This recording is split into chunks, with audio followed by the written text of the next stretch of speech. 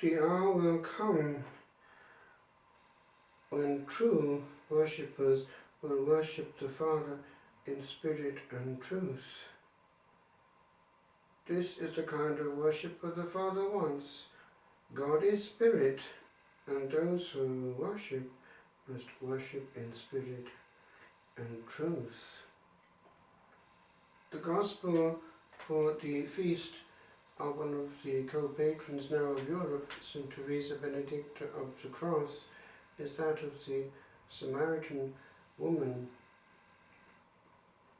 This woman who insists that the mountain on which one prays is Mount Gerizim, but the Lord lifts the discourse to a higher level. Believe me, woman, the hour is coming when you will worship the Father, neither on this mountain nor in Jerusalem. You worship what you do not know. We worship what we do know. For salvation comes from the Jews. In 1976, the novice master had advised me to go to the Holy Land before entering the novitiate, and so I was at this well, Jacob's well, at that point, and there was just a simple well, but no building covering it. Some years ago I was there again, and I was sitting just close to it on the wall next to the priest who was completing the building of a church, an Eastern Orthodox church there. And one of the icons inside the church, which was surrounding this well, was that of his predecessor, who was being axed to death. It was a very sensitive spot. These neuralgic parts of the planet can cause a lot of turmoil. The Jews weren't happy that it should be claimed by the Christians exclusively. Be that as it may, he managed to complete it despite threats. And it is a beautiful church, built lovingly by human hands, honouring what is our common heritage, for the Jews are our elder brethren. And the Lord was, in his humanity, a Jew, and claimed that heritage. He was born into a culture, and that culture must be respected. I was impressed by it actually in Cardiff. We had Jews in school, and I remember going to one of the practicing Jews in the sixth form for help on the interpretation of a passage of scripture. We have the same God, and actually I was moved in the Holy Land when using the sacred scripture in Hebrew, because it was the same psalms that the Lord actually used, the very same characters that he read. We have that in common. And day and night we are using their hymn book, the Psalms, the Psalter, which the Lord himself used and in which he recognized himself. That is Jacob's well in icon form. The saint of this day was born into a Jewish family. She herself, in her youth, abandoned the practice of the Jewish faith in its exteriors, but through a desire for truth, she searched logically. She became a philosopher in her own right, an expert in phenomenology. And rather like Justin, actually from Samaria himself, the present Nablus, he and she have this in common, that they found logically the truth in the Catholic faith. And she was baptized on the 1st of January 1922. We had her life read in the monastery, and it was a fascinating story to listen to during the evening meal. She spent many hours in prayer in the Abbey Church of Boiron, a big Benedictine monastery, the equivalent in Germany to what Solesmes is in France, Mother House of Monastic Reform.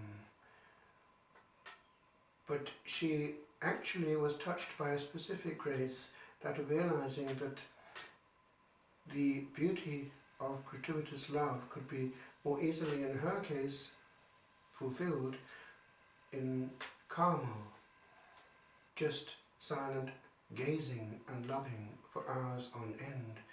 And so she entered the Carmel of Cologne in 1933. Because of her Jewish status, she found it difficult to function in academia at her level, but she did teach very well in a girls' drama school, and we have testimonies that she was a very good teacher.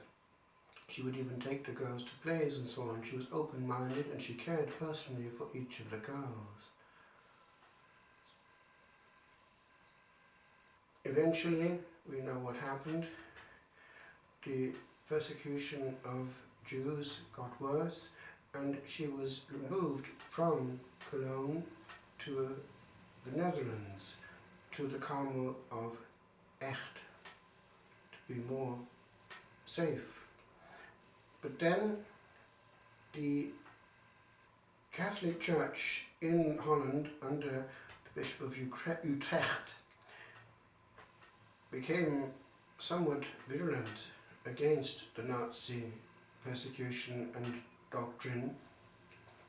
So because of what the Bishop of Utrecht said in public, there was an increase of persecution of Jews, going as far as even baptized Jews, and therefore she was no longer safe at all. Her sister also was in the convent, Rosa, and she and her sister were taken from the Carmel in the Netherlands on the 2nd of August.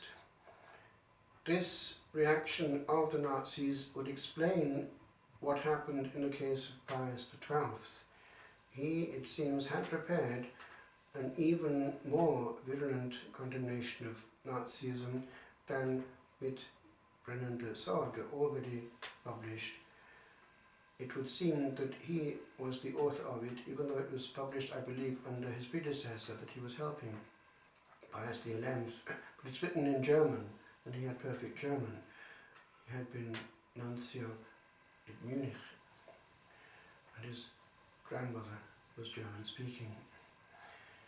Or rather his nanny, I believe, the governess, the one who brought him up.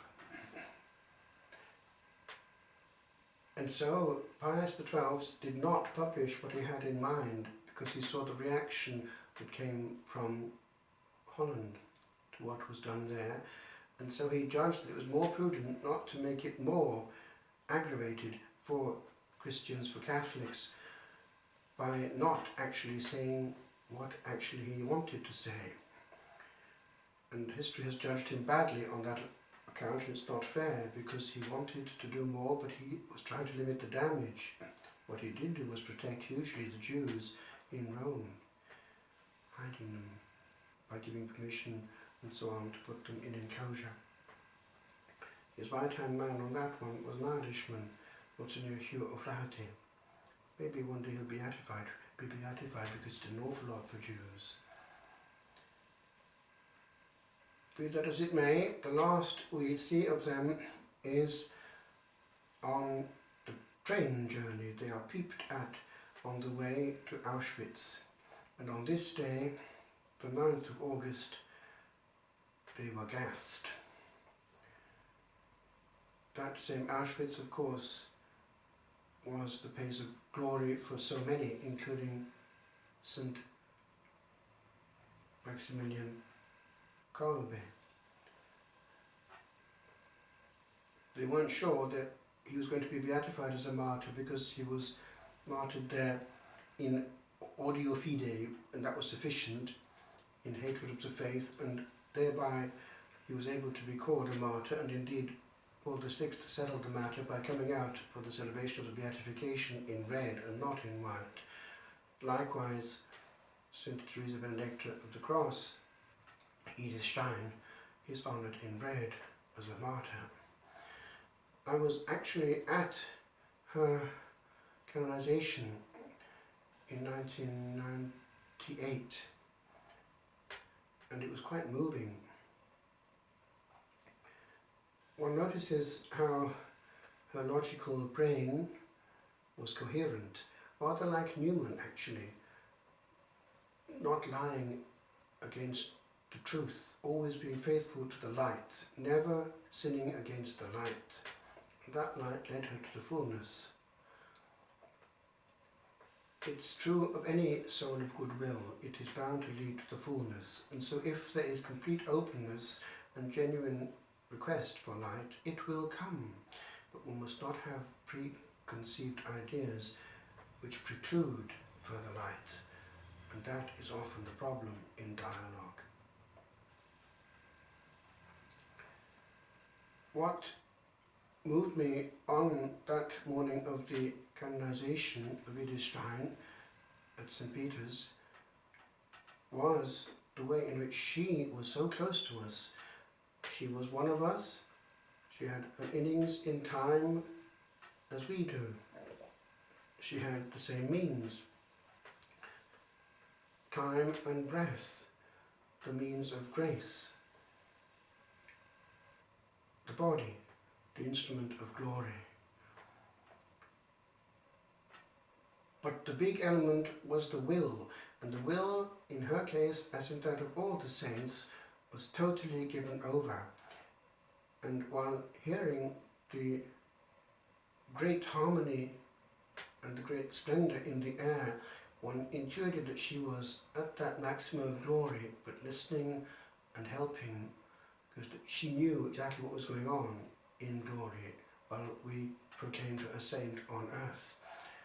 And it really hit me that actually the communion of saints is a reality, and we are asked to do that same thing, not compromise in any way on the level of the consent of the will, because we alone detain the key of that fundamental faculty, and the Lord is a perfect gentleman and will never bully.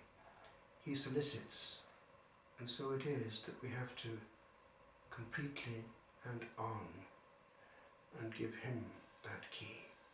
Once that is done, then we too can zoom without resistance like a rocket to the highest glory where these saints await us amid harmony untold. It was the same experience I had when before ordination I'd been at Rome, and in 1994 we went from the Norbertine College to St. Peter's for the beatification of 5 new beati, and the same message came through: highest glory on condition of total consent of the will. Beatified.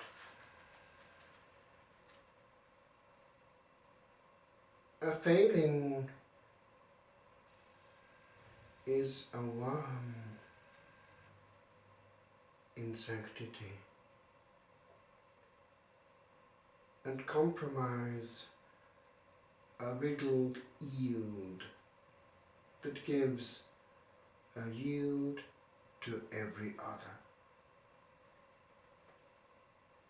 Clarity is dimmed and dimmed again when one soul lives a halting between 2 pools. And there is more in one consent that bent the heavy will than bending of one precept. For before the fall of all, there is much falling ill. O stars was now lit. Tread on these clouds, whose sound made but of growing music and high song, an echo in my heart this morn hath found of something heard before,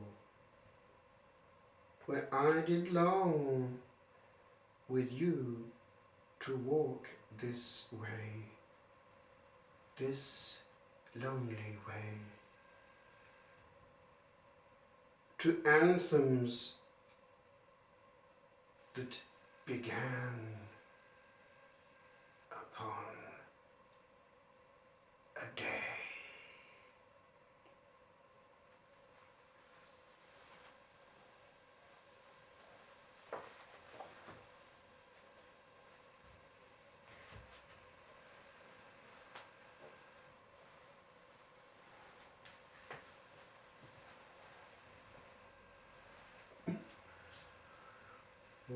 In the power of Jesus' name, let angels prostrate fall.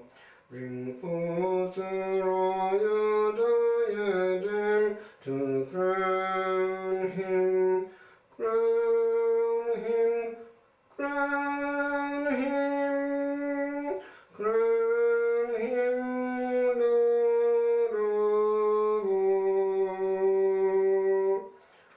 Crown him, ye martyrs of your God, who from this altar call.